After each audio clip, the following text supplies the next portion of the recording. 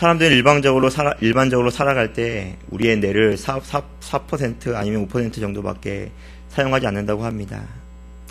인류 역사상 최고의 천재라고 불리우는 아인슈타인은 두뇌 15%밖에 사용하지 않았다고 합니다. 인간의 무한한 잠재력이 우리 모든 사람들 가운데 내재되어 있습니다. 하지만 우리가 인생을 살다 보면은 우리의 이성과는 우리의 뜻대로는 되지 않을 때가 참 많이 있는 것을 우리는 볼 수 있습니다. 저 진도에 넘어간 세월호를 볼 때마다 정말 우리의 인생은 우리의 뜻대로 되는 것이 아무것도 없다라고 저는 생각했습니다. 우리의 모든 생사와 복이 바로 하나님께 있음을 다시 한번 고백하며 더욱더 우리가 이 인생이 더욱더 믿음으로 살아가지 않는다면 우리의 모든 인생은 실패할 수밖에 없음을 다시 한번 깨닫게 되었습니다. 더욱더 많은 사람들이 그 안에 잠재력이 있지만 특별히 믿는 사람들에게는 엄청난 능력을 가진 자가 바로 믿는 사람들입니다. 왜냐하면 성령님이 내 속에 역사하시고 또한 나를 도와주시고 그분의 능력을 통하여서 우리 안에 더욱더 하나님의 일을 감당할 수 있는 능력이 우리 삶 가운데 나타내어지기 때문입니다. 그래서 기독교는 바로 능력의 종교입니다. 왜냐하면 성령을 쓰신 분이 바로 하나님이시기 때문입니다. 자유주의 신학자들은 성경이 곧 100년 안에 없어질 것이라고 다 장담했습니다. 하지만 성경은 지금도 많은 사람들에게 읽혀지며 많은 사람을 변화시키며 많은 사람을 옳은 길로 인도하는 바로 성경은 지금도 많은 사람들에게 읽혀지고 있습니다. 인간의 능력이 아닌 바로 하나님의 능력이 담긴 책이 바로 성경이기 때문입니다. 성경을 통해서 많은 사람들이 변화되었습니다. 우리의 교육과 우리의 모든 세상적인 것으로는 인간이 변화되는 것은 어렵습니다. 하지만 말씀 한 구절 한 구절로 말미암아 사람이 변화되고 죄를 회개하고 완전 뒤바뀐 사람으로 바뀐 것은 오직 성경의 능력밖에 없다라는 것입니다. 세상을 바꾸는 것은 교육이 아닌 문화가 아닙니다. 오직 복음을 통해서만이 사람이 진정을 바뀔 수 있는 것이고 오직 복음을 통해서만이 하나님께로 나아갈 수 있는 길이 열리게 되어 있는 것입니다. 우리가 믿는 복음은 하찮은 게 아닙니다. 우리가 믿는 복음은 약한 것이 아닙니다. 많은 사람들이 교회를 약하게 보지만 많은 사람들이 예수님을 약하게 보지만 이 예수님은 복음은 결코 약한 것이 아니다라는 것입니다. 로마서 1장 16절 말씀에 내가 복음을 부끄러워하지 아니하노니 이 복음은 모든 믿는 자에게 구원을 주신 하나님의 능력이 됨이라 첫째는 유대인에게요 또한 헬라인에게로다라고 말씀하고 있습니다. 복음이야말로 하나님의 능력이 된다라고 말씀하고 있습니다. 여기서 능력은 폭발하는 힘을 가지고 있는 단어입니다. 다이너마이트가 이 폭발하다라는 의미에서 나온 파생된 단어인데 그런 엄청난 힘을 가진 단어가 바로 복음이라는 단어입니다. 그런 복음을 우리가 가지고 있으면서도 세상의 권력 앞에 세상의 더욱더 물질 앞에 우리는 너무나 작게 살아가고 있는 우리의 현실 속에 갇혀져 있는 그리스도인들이 너무나 많음을 볼 수 있습니다. 성도는 패배자가 아닌 승리자임을 날마다 기억해야 된다는 것입니다. 때로는 우리의 물질이 없지만 때로는 우리 속에 건강이 없지만 우리 안에 복음이 있다는 사실을 굳게 붙잡고 그 안에 승리가 있음을 굳게 붙잡고 승리하시는 우리 모두가 되기를 간절히 바랍니다. 오늘 본문에서 베드로와 요한은 엄청난 능력을 행합니다. 날 때부터 안전뱅이였던 자들을 일으켜 세우는 놀라운 일을 그들은 경험하게 됩니다. 그러한 능력이 왜 우리에게는 나타나지 않는 것일까요? 베드로는 한 번 설교를 통해 3,000명이 회개하는 귀한 능력을 체험하게 됩니다. 하지만 우리는 한 사람도 회심시키지 못하는 왜 우리가 무능력한 우리 삶 가운데 그런 능력이 나타나지 않는 것일까요? 그러한 능력이 지금 사라진 것입니까? 아니면 우리의 믿음이 약해진 것입니까? 오늘 본문을 통해서 어떻게 그런 능력이 나타나는지 알아보고 지금 이 시대의 그 능력으로 더욱더 승리하시는 우리 모두가 되기를 간절히 바랍니다. 첫 번째, 복음의 능력은 성령 충만으로부터 온다라는 사실입니다.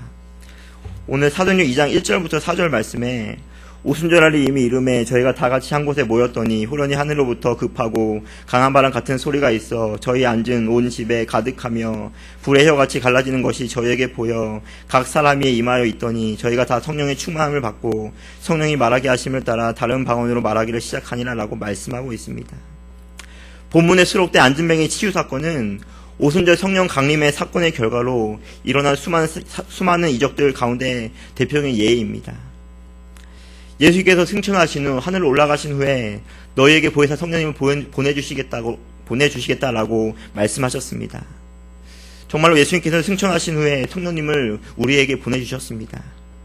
사도행전 1장 8절에 오직 성령이 너희에게 임하시면 너희가 권능을 받고 예루살렘과 온 유대와 사마리아 땅끝까지 이르러 내 증인이 되리라 하시니라 라고 말씀하고 있습니다.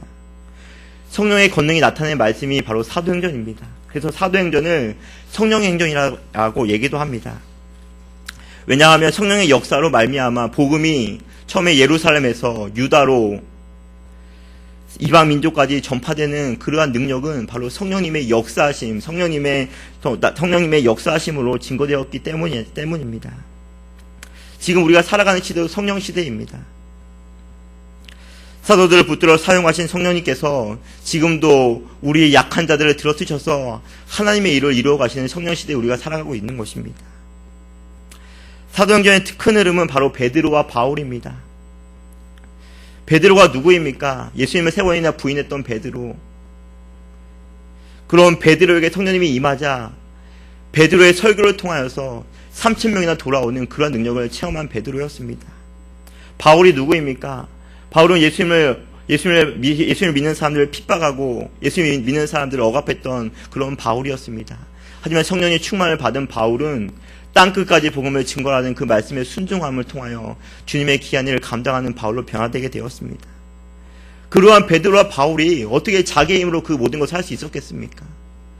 성령님의 강력한 역사하심이 그들 심령 가운데 역사하셨기 때문에 그러한 일을 감당할 수가 있었던 것입니다. 지금도 마찬가지입니다. 우리의 힘으로 하는 것이 아닌, 우리의 능으로 하는 것이 아닌, 오직 우리가 성령 충만을 받을 때 우리는 온전한 주님의 능력으로, 주님의 귀한 은혜로 우리는 그 일을 감당할 수가 있는 것입니다. 여기서 성령은 예수의 영을 의미하는 것입니다. 성령 충만은 바로 예수의 영이 충만하는 것입니다. 방언을 많이 한다고 기도를 많이 하는 것이 성령 충만한 것이 아니라 그 마음 가운데 예수의 영으로 충만해져 있는 것이 바로 성령 충만한 삶인 것이고 성령 충만한 삶이라는 것입니다. 6절 말씀에 베드로가 가로되 은과 금은 내게 없거니와 내게 있는 것을 내게 주노니 곧 나사렛 예수 그리스도의 이름으로 걸으라 하고 말씀하고 있습니다. 베드로 안에는 예수로 가득 찼습니다. 마음 가운데 은과 금으로 가득 찬 것이 아니라 오직 예수를 가득 찼을 때 그 병든 자를 일으켜 세우는 힘을 가질 수 있었던 것이었습니다. 무엇을 먹을까, 무엇을 입을까, 무엇을 마실까라는 세상적인 마음이 아닌 오직 예수의 영을 충만할 때 베드로는 그 일을 감당할 수가 있었던 것이었습니다. 기독교 신앙은 바로 배타적 신앙입니다. 그리스도를 진정 영접했다면 그리스도 외에는 다른 것을 그 마음에 두어서는 안 된다는 것입니다. 신앙은 우리 삶을 좀 더 나은 행복으로, 우리의 삶을 좀 더 편안한 삶으로 인도하는 것이 아닌 것입니다. 새로운 눈이 떠지는 것, 새로운 길로 향하는 것이 바로 믿음의 시작인 것입니다. 여전히 자신의 육체를 채우기 위한 신앙생활, 이 세상의 복을 받기 위한 도구로 하는 신앙생활은 잘못된 신앙생활이라는 것입니다. 진정한 신앙생활은 이제는 자신의 육체를 위하여 살아갈 자가 아닌 영혼을 위하여, 하나님을 위하여, 몸된 교회를 위하여 우리 속에 더욱더 예수의 영으로 채워질 때 더욱더 우리는 제대로 된 신앙생활을 할 수 있는 것입니다. 예수 그리스도가 내 마음에 채워질수록 더욱더 우리 심령은 하나님을 향하여 살아갈 수밖에 없다는 것입니다. 하나님이 원하시고 바라는 삶이 무엇인지 제대로 된 삶을 알 수 있다는 것입니다. 하지만 우리 마음과 내 세상적인 것으로 채워지면 세상적인 일에만 관심을 가질 수밖에 없다는 것입니다. 모든 것은 우리의 마음에서부터 시작됩니다. 늘 내 마음 가운데 무엇을 채워져 있는지 우리는 다시 한번 우리의 마음을 점검해 보아야 된다는 것입니다. 우리 마음 가운데 채워져야 될 것은 바로 복음, 바로 예수 그리스도라는 것입니다. 한 번 채워져 있는 것이 아니라 계속적으로 예수의 영이 채워지고 다시 한번 세상으로 돌아갈 때 다시 한번 그 예수의 영을 채워질 때 우리는 이 땅 가운데 하나님의 능력을 온전히 감당할 수가 있는 것입니다. 복음에 대해 다 아는 것처럼 복음을 무시하고 업신여기며 살아가는 더욱더 많은 그리스도인들이 지금도 살아가고 있습니다. 복음이 빠졌기에 능력이 나타나지 않는 것입니다. 복음이 없기에 우리 삶에 생명도 일어나지 않는 것입니다. 복음이 없기에 우리 삶 가운데 전혀 변화가 일어나지 않는 것입니다. 복음을 제대로 믿지 못하기에 능력된 삶으로 살아가지 못한다는 것입니다. 고린도전서 1장 18절에 십자가의 도가 멸망하는 자들에게는 미련한 것이요 구원을 얻는 우리에게는 하나님의 능력이라 라고 말씀하고 있습니다. 십자가는 많은 세상 사람을 볼 때는 바로 미련한 것이고 약한 것이고 추한 것이고 어리석은 것입니다. 하지만 구원을 얻는 우리에게는 하나님의 능력이 될 수밖에 없는 것이 바로 십자가입니다. 십자가가 곧 능력이라는 것입니다. 복음은 너무나 복음은 깊은 것입니다. 한 번 안다고 해서 그 복음을 제대로 알 수 있는 것이 아닙니다. 계속 내 마음 가운데 십자가를 통해 내 육체는 죽어져 가야 하며 예수님을 닮아가는 성화의 과정이 반드시 우리 삶 가운데 나타내어 줘야 되는 것입니다. 차가 한 번 기름을 넣었다고 계속해서 달리는 차는 없습니다. 또 기름을 넣어야 하고 점검해야 하고 수리해야지 차는 계속 나갈 수 있는 것처럼 우리 심령 가운데 예수의 영을 채워지지 않으면 우리 신앙은 또 도태되어지고 또 세상으로 나아갈 수밖에 없는 것이고 또 하나님과 멀어질 수밖에 없는 우리의 연약성이 우리의 삶 가운데 나타내질 수밖에 없는 것입니다. 그러하기 때문에 날마다 우리는 예수의 영으로 채워져야 된다는 것입니다. 말씀과 기도로 날마다 깨어 있어서 내 심령 가운데 예수의 영을 채워질 때 이 땅 가운데 능력 있는 삶을 살아갈 수가 있는 것입니다. 요한복음 15장 5절 말씀에 나는 포도나무 너희는 가지니 저가 내 안에 내가 주 안에 있으며 이 사람은 가시를 많이 맺나니 나를 떠나서는 너희가 아무것도 할 수 없음이라 라고 말씀하고 있습니다. 요한복음 15장은 바로 주님과 연합을 얘기하는 말씀입니다. 주님이 내 안에 없으면 우리는 결코 열매를 맺을 수가 없는 존재라는 것입니다.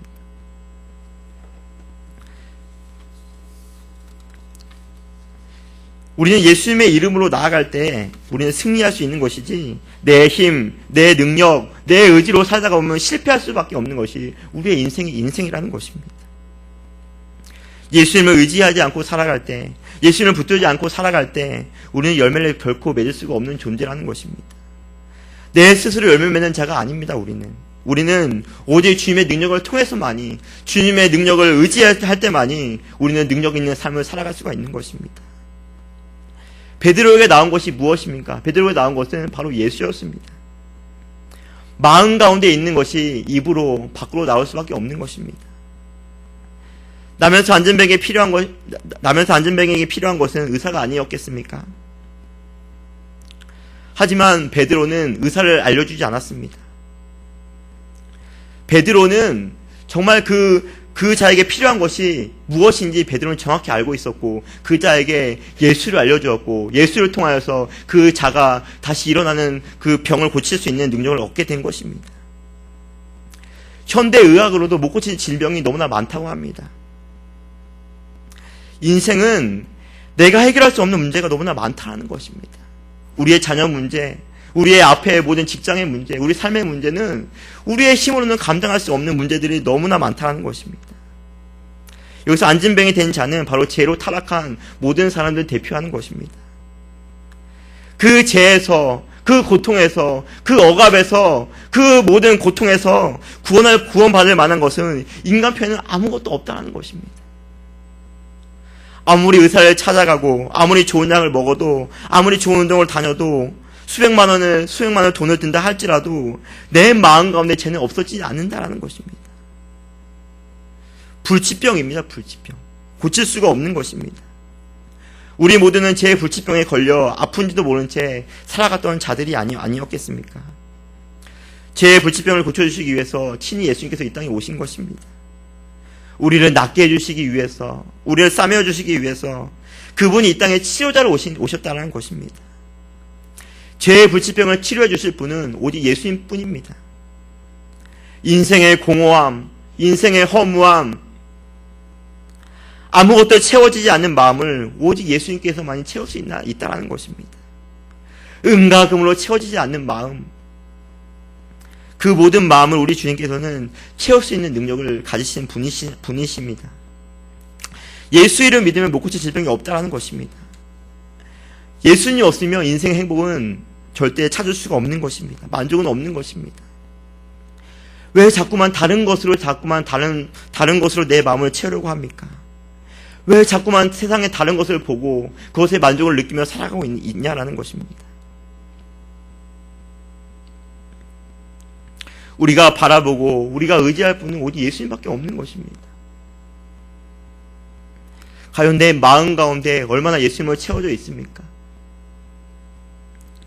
예수님을 채워져 있지 않으면 우리는 제대로 된 신앙생활을 할 수가 없는 것이고, 제대로 된 열매를 맺을 수가 없는 것이고, 제대로 된 우리가 믿음생활을 할 수가 없는 것입니다. 예수로 채워질 때만이 더욱더 하나님의 사명을 온전히 감당할 수가 있는 것이고, 예수님을 채워질 때만이 신앙을 지키며 말씀을 지키며 온전한 주님의 사명을 감당할 수가 있는 힘을 얻을 수가 있는 것입니다. 우리의 모든 능력은 예수님께로부터 온다는 것입니다. 그분의 능력으로 우리는 모든 것을 할 수 있는 것입니다. 바울이 고백한 것처럼 내게 능력 주신 자 안에서 내가 모든 것을 할 수 있다라고 말씀하시는 바울처럼 주님의 능력 주시지 않으면 우리는 할 수 있는 것이 아무것도 없는 것입니다. 하지만 그분이 우리에게 능력 주시면 우리는 모든 일을 할 수 있다라는 사실을 믿고 나아가시길 바랍니다. 왜 모든 걸 포기하고 살아가고 있습니까?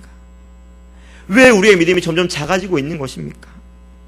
왜 안 된다고 미리 포기하고 좌절하고, 왜 기도를 포기하고 전도를 포기하고 왜 사명을 포기하고 있습니까? 복음의 능력이 우리 마음 가운데 있는데, 복음의 능력이 우리 삶 가운데 있는데, 예수 이름 붙들고 나아가면 어떠한 일도 우리는 헤쳐나갈 수 있는데, 자꾸만 우리는 세상 앞에, 어려움 앞에 좌절하고 포기하고 낙심할 때가 참 많이 있다는 것입니다.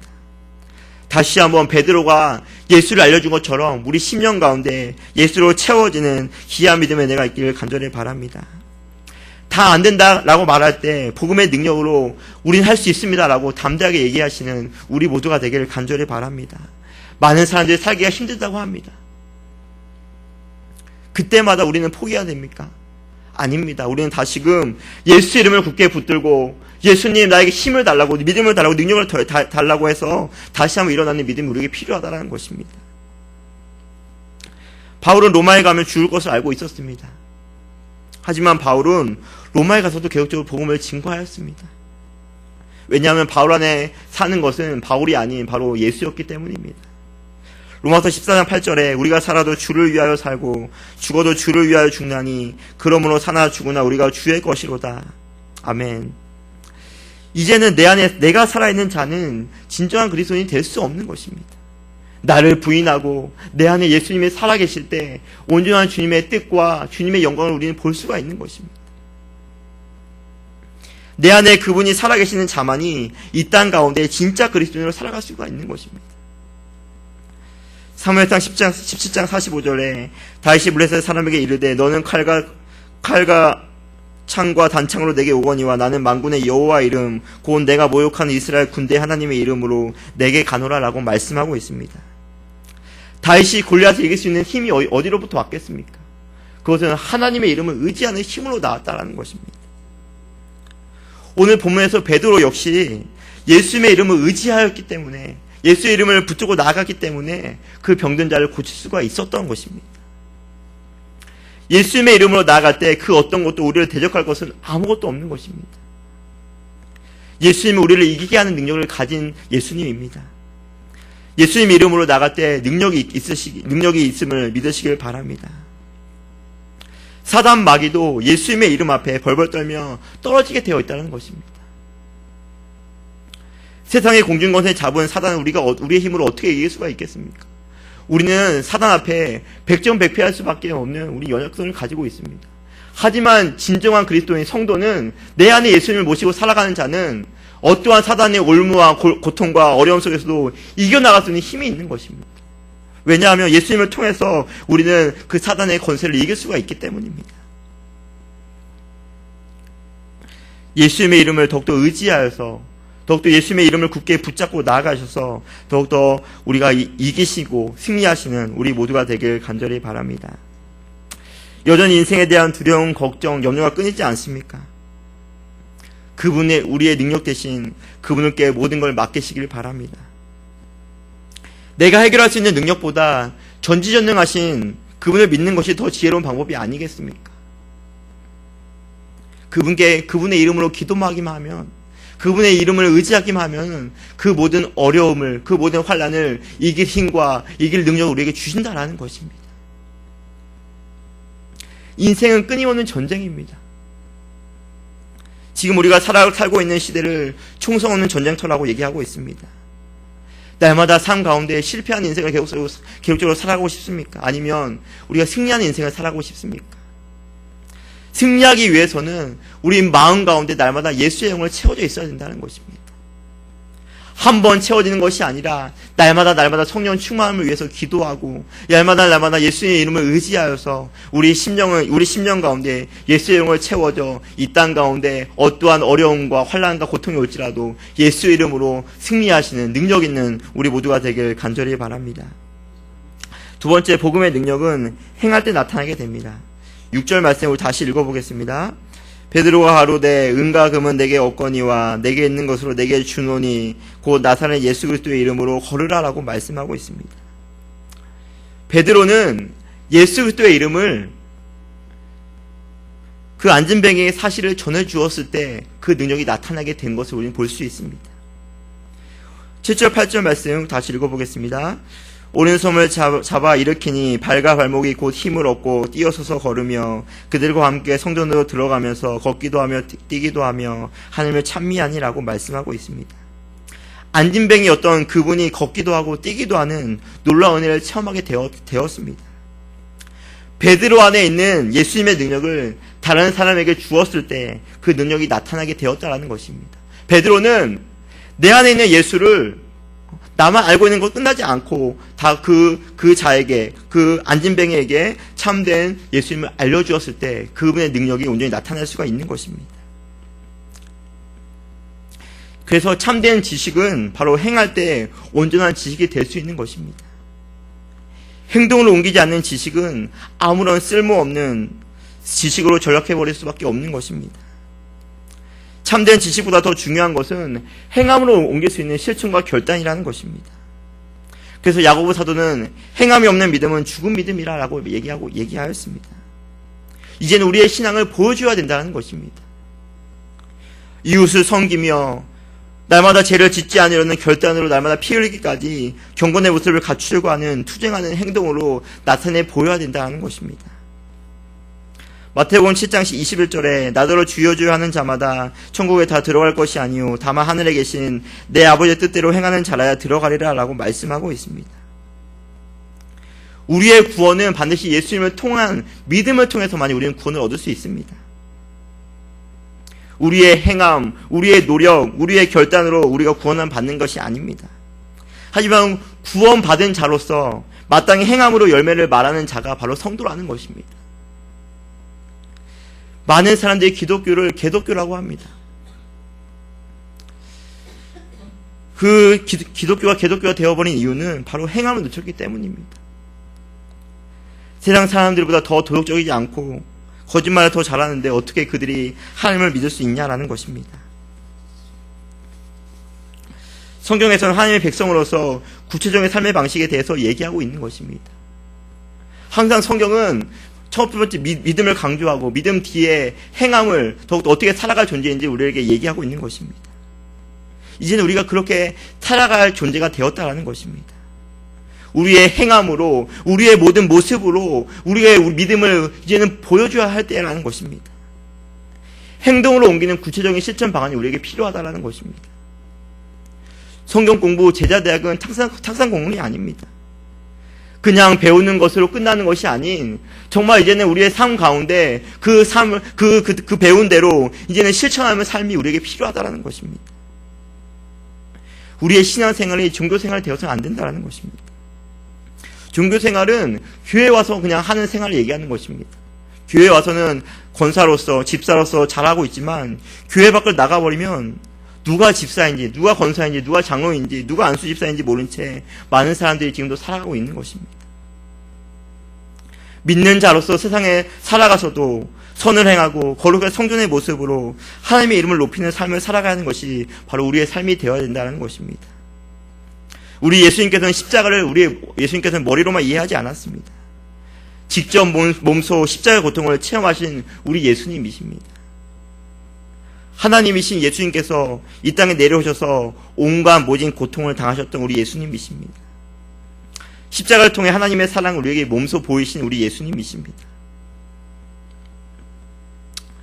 하나님이 어떠한 분이신지를 잘 모르시겠습니까? 하나님을 보여주시기 위해서 하나님께서는 성경을 우리에게 주셨다라는 것입니다.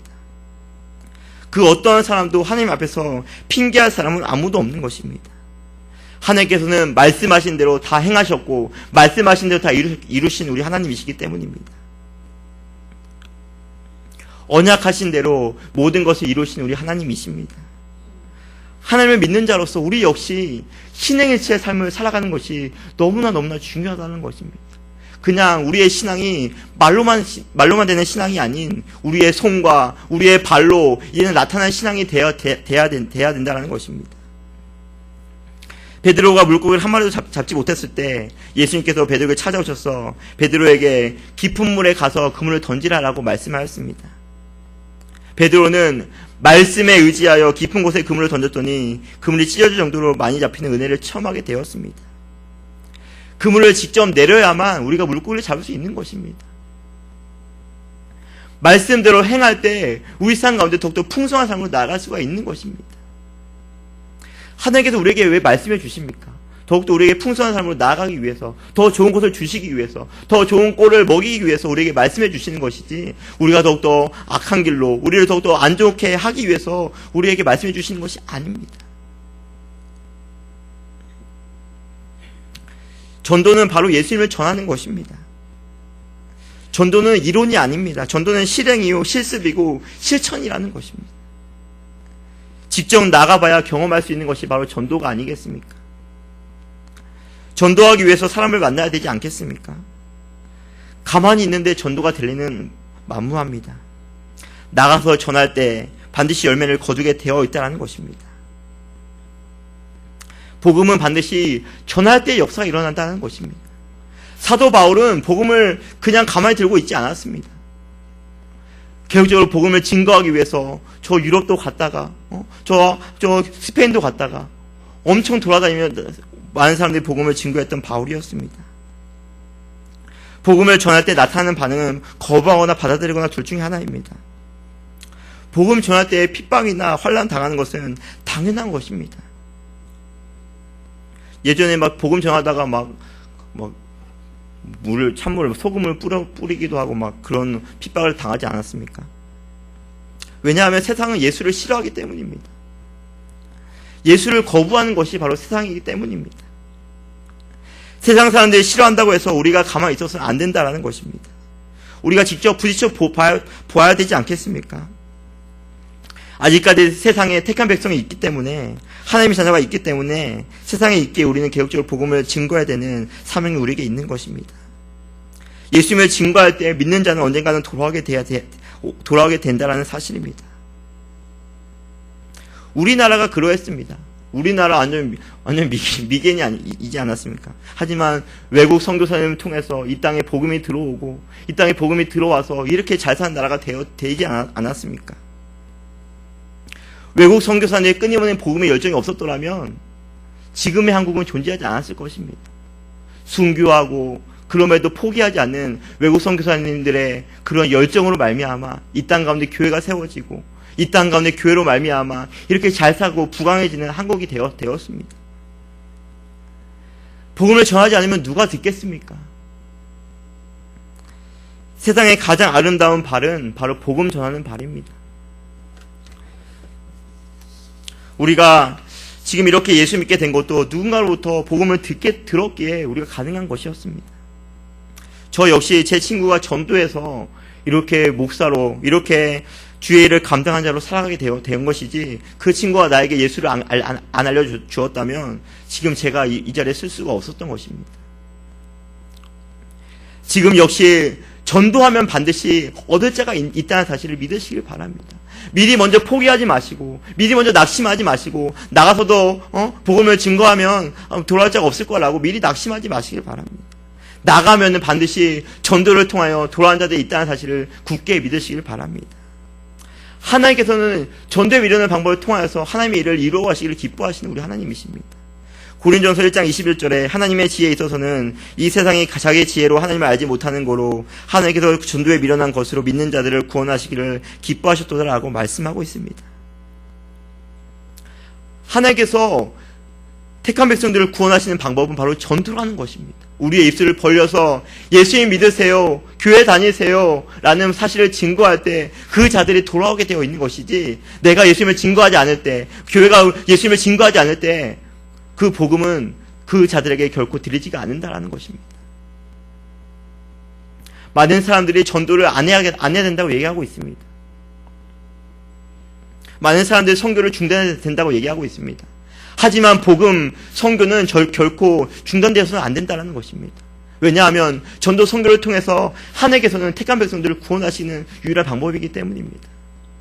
세상 사람들이 볼 때는 미련한 방법이지만 우리의 부족한 입술을 벌려 예수님을 증거할 때 그것이 바로 능력이라는 것입니다. 이제는 우리가 행동을 옮길 때입니다.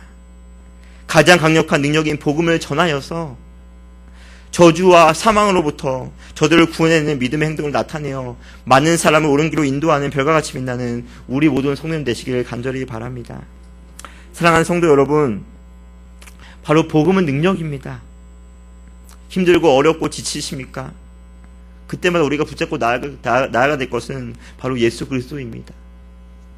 그분이 없이는, 그분의 도우심이 없이는, 그분의 역사하심이 없이는 우리는 온전한 생활을 할 수가 없는 것입니다. 왜 자꾸만 다른 것으로 채우려고 합니까? 다시 한번 우리 10년 가운데 예수의 영으로 채워서 그분의 능력으로 말미암아 우리 모영천교회가, 우리 모든 성도님들이 일어나시는 우리 모두가 되기를 간절히 바랍니다.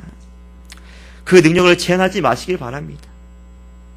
실패자에 일어나셔서 다시 한번 복음의 열정으로, 복음의 능력으로 우리를 다시 한번 사용해달라고 더욱더 주님의 일에 귀하게 쓰임받는 우리가 모두가 되기를 간절히 바랍니다.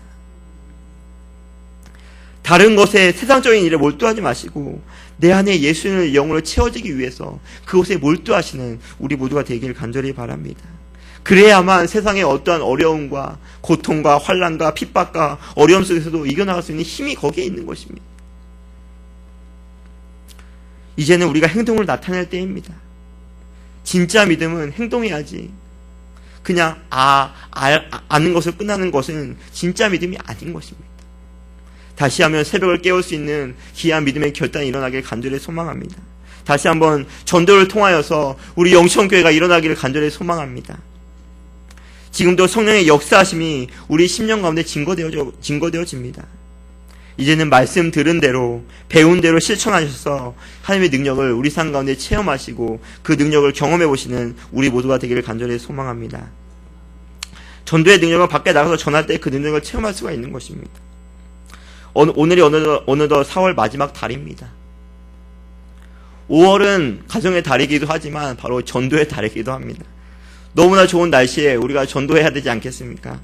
다시 한번 예수 믿는다고 하면서 한 번도 예수님을 증거해보지 않은 그리스도인이 너무나 많다고 합니다. 하나님이 기뻐하시고 소중하게 여기는 것이 무엇이겠습니까? 그것은 바로 저 죽은 영혼을 살리는 것이 아니겠습니까? 전할 때 반드시 그 자가 돌아온다 사실을 굳게 붙잡고 믿으셔서 다시 한번 복음의 능력을, 복음의 열정을, 복음의 행함을 통해서 우리를 통하여 더 많은 영혼들이 돌아와 더욱더 하나님을 기쁘시게 하는 우리 모든 영천교회와 우리 모든 성도님 되시길 간절히 바랍니다. 다시 말씀을 생각하시면서